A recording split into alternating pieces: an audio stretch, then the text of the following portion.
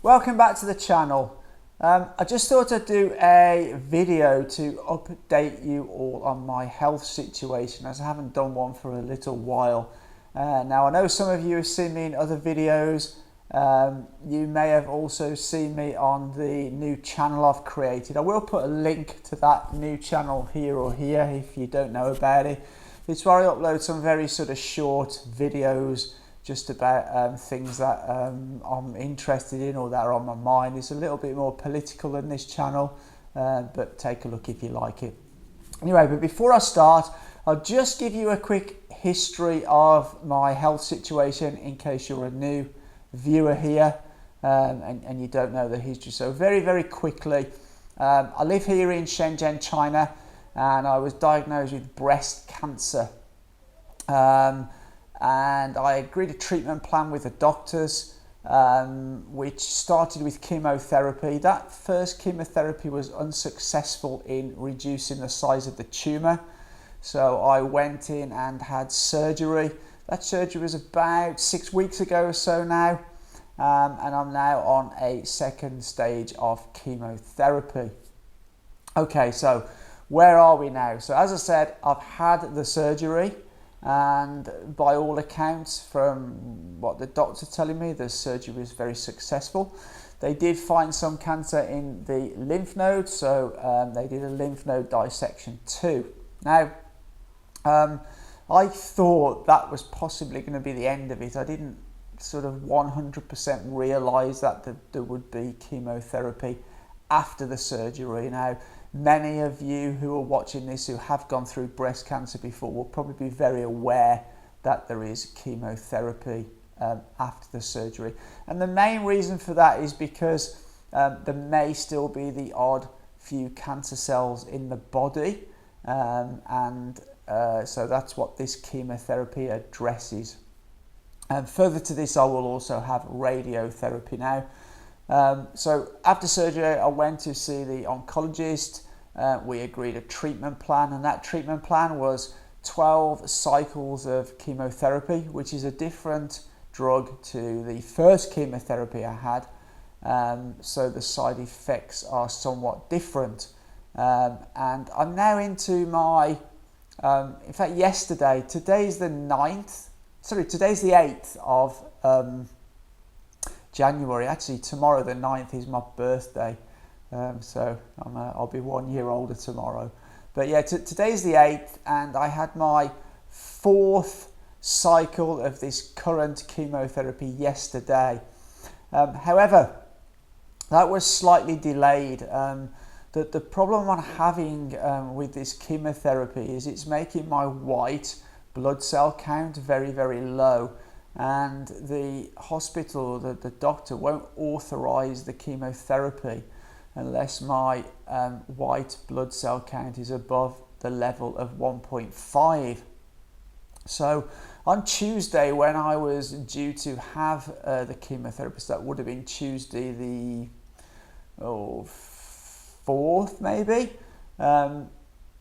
I went along to the hospital. Now, before I have every cycle of chemotherapy, I have a blood test. So just to give you an idea, I go to the hospital. I arrive there about 9 o'clock. The first thing I do is I go for a blood test. That blood test takes between 1 and 2 hours to get the result. So I wait for the result. I get the result, then I go and see the doctor. The doctor then has a look at all my blood levels, but as I say, the main one they're looking for is this white blood cell count level. And if everything's okay, she then books me in for my chemotherapy on the afternoon. I also try to book that visit in on a day where they can change and service the dressing on my PICC. So I like to go on Tuesdays. They don't do that on a Wednesday or so they do it Tuesdays, Thursdays and Fridays. But anyway, that's beside the point. So then, if all being well, the doctor books me in for my chemotherapy. So I then go and get some lunch. I then check in to have that chemotherapy.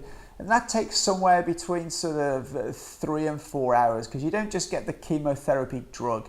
They issue, first of all, I get some saline solution, and then they give me a number of other drugs. One is an anti-sickness drug, one is an anti-allergy drug, and the reason I have that anti-allergy drug is they found a number of people have a bit of an allergic reaction to this particular chemotherapy drug, so they tend to give this anti-allergy drug just to offset the effect of that. But luckily it seems I don't have an adverse reaction to this drug, so all good.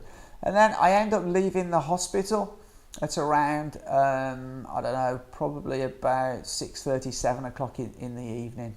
But this week was very different. So on Monday, I think it was, I went to my local clinic and I had an injection to boost my white blood cell count.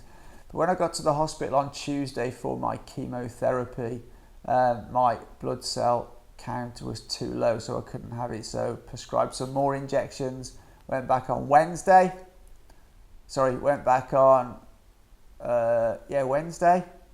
and still the same problem. Thursday, the same problem again. So again, going back on Friday, finally my white blood cells were at a level where I could have the chemotherapy. So I had the chemotherapy on Friday. Now what the doctor's done, she's prescribed me a higher dose of the injections for next time. So before I go to the hospital this time, I will get 4 injections at my local clinic of the drug to help boost my white blood cells. So hopefully this Friday, coming Friday when I go to the hospital, everything will be okay. But I will let you know in a future video on that one. Now, as regards the side effects to this chemotherapy, in total I've got to have 12 weeks. And I'm now 4 weeks in, so next week will be my 5th one. So I'm already a third of the way through, which is a good feeling. The side effects are very different to the first chemotherapy I had. This time I haven't had anywhere near the same amount of problem as my first chemotherapy with regards to my appetite. My appetite's been pretty good so far. However, I do feel a numbness in my fingers and my toes, and the doctor says this is quite normal. It will actually get worse throughout the 12 weeks of the cycle. So I'm dealing with that. I also tend to feel much more tired than I felt without the chemo, and in between stopping the first chemo and having the surgery, my hair did start to grow back, but that's kind of stopped again now while I'm on this chemotherapy. So I'm gonna have to wait another sort of 7 or 8 weeks, I guess, until this chemotherapy stops and my hair starts coming back. So yeah, that's pretty much most. Oh, I'll just tell you that.